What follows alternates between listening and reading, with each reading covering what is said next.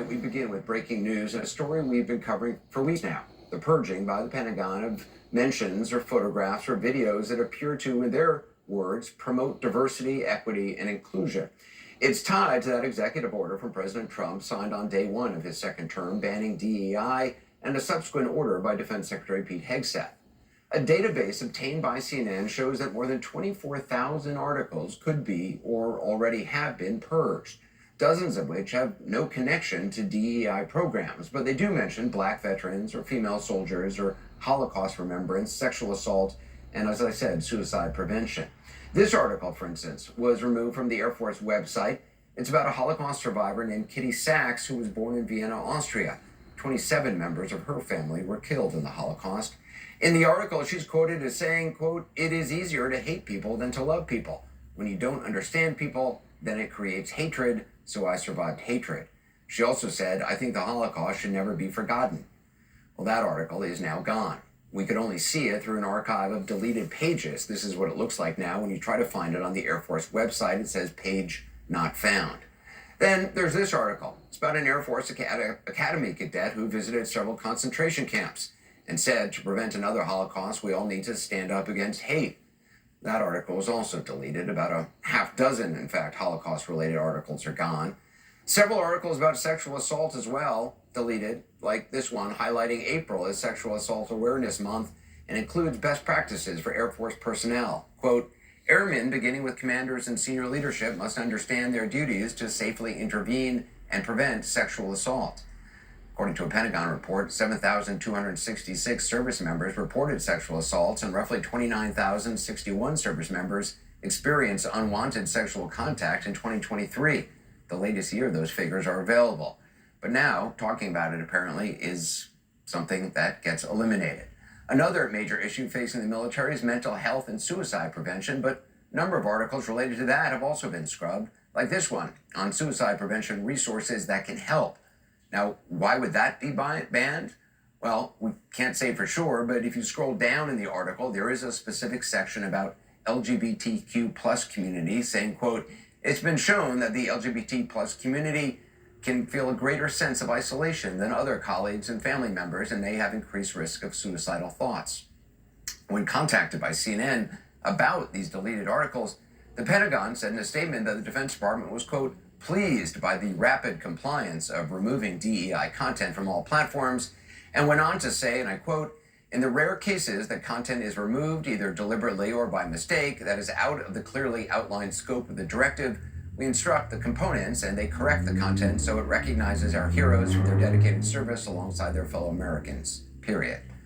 Now, this latest CNN reporting comes after weeks of CNN and other media organizations finding extreme examples of this so-called rapid compliance, like the website for Arlington National Cemetery removing a section honoring Black Americans who fought in the nation's wars and are buried there, like civil rights icon Medgar Evers, who enlisted in the Army in World War II, was later assassinated by white supremacists in 1963. Some web pages about the Tuskegee Airmen, the first group of Black aviators in the U.S. Armed Forces who fought racism and segregation within the military while also fighting the Axis powers to win World War II. Gone from the DoD website are articles like this about the famed Navajo and other Native American code talkers who helped win both the Second World War and the First, all apparently removed to satisfy someone's definition of this anti-DEI mandate from the Trump administration. For more on what the administration is saying about all this, I want to bring in CNN Pentagon correspondent Orrin Lieberman. So what more do we know about this latest purge? Are they actually correcting these things? So at least the websites we have looked at have not been corrected or restored, at least not yet. Certainly based on their statement, it's possible they do that, although it's worth noting the statement talks about restoring and recognizing the pages of heroes. And for what we were looking at, that doesn't quite fall into that category, so we'll see how they handle this. Now, we went through parts of, perhaps a lot of the more than 24,000 links across more than 1,000 different sites within the Defense Department, searching for keywords. For example, we found pages that were either removed or set to be removed about 9/11 survivors, about the Holocaust. As you pointed out, many of these, in removing them, had the letters DEI added to their URL, and then all you found was that 404 page not found that you showed just a moment ago. And then you'd have to go to something like an Internet Archive to look at the actual website. And in a lot of cases, of course, the question was, why on earth was this removed? For example, on one of the Holocaust remembrance sites that we had found, it said that the Holocaust was, quote, the state-sponsored systemic persecution and annihilation of European Jewry.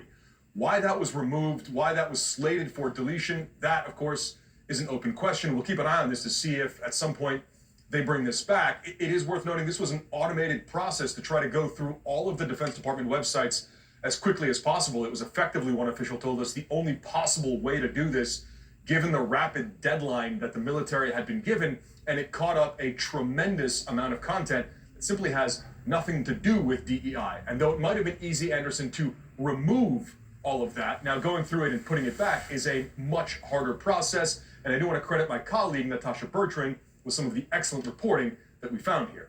Yeah, I mean, remarkable reporting. It's a lot of work to do this. I mean, what are you hearing? Is this like just somebody putting in the keyword black or gay, or I mean, I don't know why Holocaust would be suddenly labeled DEI. It might be some other word that was in the article, but in scanning it, it was simply about a Holocaust survivor. Yet there may have been some word, as you point out, black, pride, gay, Hispanic, that was flagged somewhere in the article that. So is Black History Month? Black History Month, is that? I mean, Trump had a Black History Month event in the White House, but at the Pentagon, is that now? That's verboten? Absolutely, and we queried the Pentagon. The White House is recognizing Black History Month. Does that still remain forbidden by the Pentagon? The Pentagon's answer was effectively, the White House can answer their questions. We're sticking by our guidance, which was the end of any sort of Remembrance Month, including Black History Month. So at least as of the guidance we've been given from Defense Secretary Pete Hegseth, that is still forbidden. At least some defense officials are recognizing the damage here, even as the Pentagon officially says we're pleased with the rate at which this is going and will correct any mistakes made. Effectively, one defense official told us there's a high level of irresponsible collateral damage, and there's an effort to try to sort of figure out how to do this in a better way. I mean, are they going to start just referring to the Tuskegee Airmen as the Tuskegee Airmen and not, like, say they're black? Or is that, is it clear how they're going to handle the acknowledgement of, segregation in the military, the racism black service members faced and yet served anyway honorably? It's very possible that they do that, and I'll give you a specific example. Colin Powell's page at Arlington National Cemetery, the first black Secretary of State, the first black chairman of the Joint Chiefs of Staff, he is now no longer under black service members buried at Arlington National Cemetery. That categorization is gone. He is now just under people buried at Arlington National Cemetery who played roles in politics and government. There is no reference at all to him being black. So it used to be, if you wanted to go to Arlington and visit the graves of black service members or high-profile black Americans who served, there was a part of a website that would help you do that. That no longer exists. Yep, those walking tours where you could look up Black history at Arlington National Cemetery, women's history, or other sort of categories of history that touch on or are minority history. Those websites, those walking tours are, at least from what we can see, no longer there. In terms of recognizing each individual service member, Arlington is quick to point out that they are recognized, but how they are recognized strips them, frankly, of their ethnicity if they're a minority. Orrin Lieberman, thank you very much. Joining me now is veteran and former Republican Congressman Adam Kinzinger, also former Democratic Congressman Mondaire Jones. Congressman Kinzinger, I mean, does this make any sense to you? No. I mean, look, when you talk about somebody specifically being black in the military, all we have to do is look at history, at the things these people had to overcome when black people weren't welcomed or they were segregated, or we talk about gay and lesbian people. It's important to show people that have overcome things that other people haven't had to overcome. I mean, look, DEI in the military, let me be very clear about something. If you're white and you want to join the military, you're welcome to join the military. They're not saying that white people can't join. Yes, to an extent, some things needed to be right-sized. Every time there was a national news story about something, a new computer-based training would pop up for service members, and that some of that got out of control. That's different than whitewashing history. And they're spending all this time whitewashing history, Anderson. And meanwhile, Russia has struck 2 hospitals since the so-called ceasefire. There's been a deletion of tracking of kidnapped Ukrainian children from Russia, by Russia. And they've also stopped countering Russia in places like Africa. I mean, get your priorities right. It's not whitewashing history. It's actually fighting America's enemies, and they seem to have their priorities all wrong. Congressman Jones, what do you think the goal here is with all this purging? Yeah, so it turns out that when you erase the history of discrimination or oppression of a people, it makes it easier to repeat that same history. That is what happens in other societies as we've seen the rise of autocracies elsewhere. This is really scary stuff. And I'm grateful that people are realizing that this assault on so-called DEI is really a very, very thinly veiled effort to unravel the civil rights achievements of the past several generations in this country. I mean, it's why you see this president repealing executive orders from the 1960s, which were intended to advance civil rights. I mean, DEI itself was only something that was invented a couple of years ago. And so clearly it's not about DEI. It's about civil rights, civil liberties, and erasing uncomfortable truths about our nation's history so as to lay the foundation to repeat some of those same mistakes, sadly.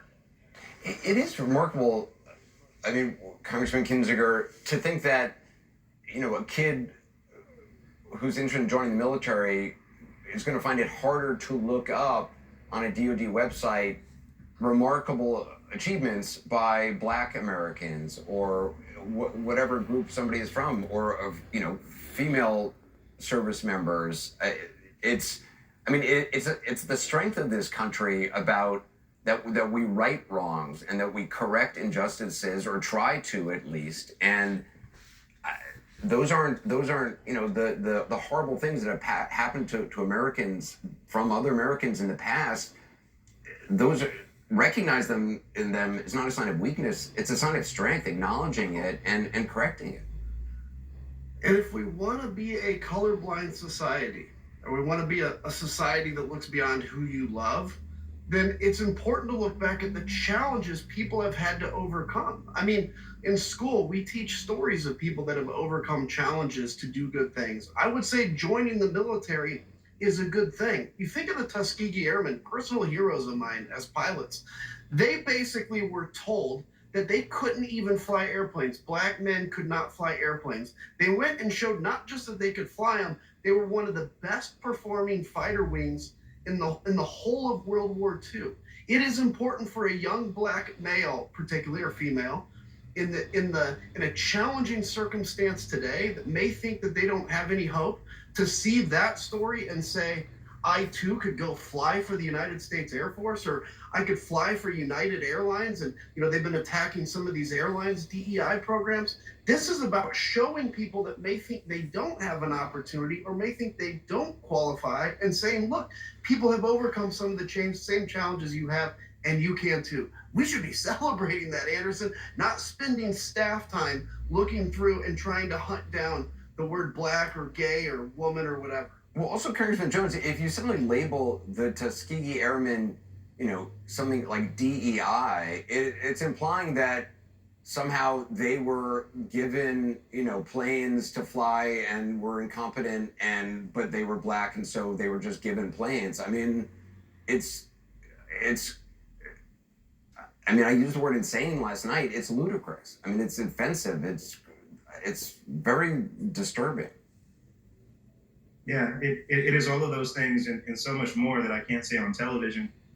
Look, this is to some extent what we warned the country would happen if these people return to the White House, and that is exactly what we are seeing. And so, you know, I'm grateful that we're being vigilant, and I think it's just so important that as this administration offers, you know, pretext and gaslights as to why things are the way they are, you know, in this case saying that, oh, they were mistaken when they removed all of this stuff, that we push back on that, because this was obviously intentional.